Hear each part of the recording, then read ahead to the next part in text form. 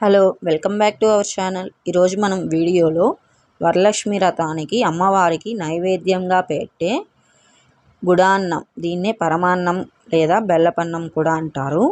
చాలా తక్కువ సమయంలో ఎలా తయారు చేసుకోవాలో ఈ వీడియోలో మనం చూద్దాం. ముందుగా బెల్లపన్నం చేసే గిన్నెని తీసుకొని అందులోకి 1 కప్పు వరకు రైస్ని యాడ్ చేసుకోండి. మనం ఏ కప్పుతో అయితే రైస్ తీసుకుంటున్నామో ఆ కప్పుతోనే కొలతలు అనేవి చూసుకోవాలి. ఇప్పుడు వాటర్ యాడ్ చేసుకొని 2 సార్లు బాగా బియ్యాన్ని అనేది వాష్ చేసుకోవాలి. ఇలా వాష్ చేసుకున్న తర్వాత వీటిని అరగంట వరకు బాగా నానబెట్టుకోవాలి.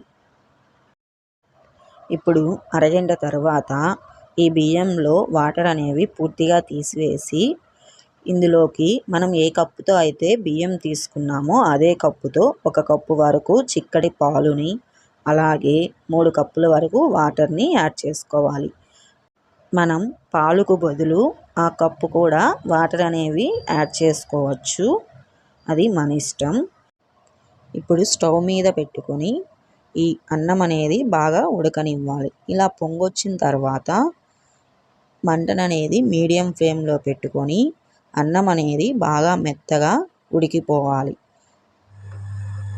ఇలా చూపించిన విధంగా బాగా గెంటితో తిప్పుతూ అన్నం అనేది బాగా మెత్తగా ఉడికిపోయిన తర్వాత ఇప్పుడు మనం ఏ కప్పుతో అయితే బియ్యాన్ని తీసుకున్నామో అదే కప్పుతో 3 కప్పుల వరకు బెల్లం అనేది యాడ్ చేసుకోండి.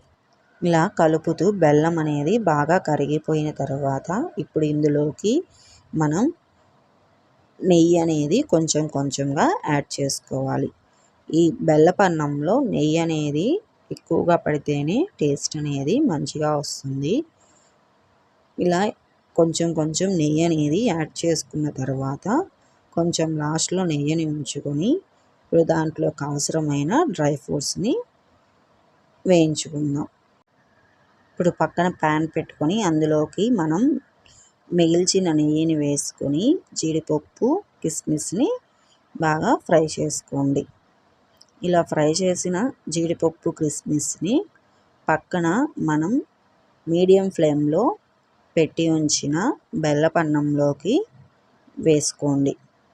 ఇలా వేసుకున్న తర్వాత ఒక 5 మినిట్స్ వరకు లో ఫ్లేమ్లోనే ఈ బెల్లపన్నం అనేది ఉడకనివ్వండి.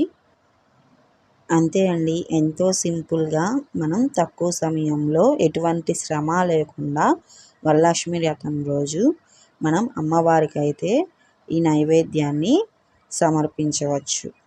మీరు కూడా ఈ వరలక్ష్మి వ్రతానికి ఈ రెసిపీని ట్రై చేయండి.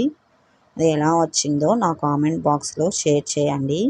అలాగే ఈ వీడియో కానీ మీకు నచ్చినట్లయితే లైక్ చేయండి, షేర్ చేయండి, సబ్స్క్రైబ్ చేసుకోవడం మర్చిపోకండి.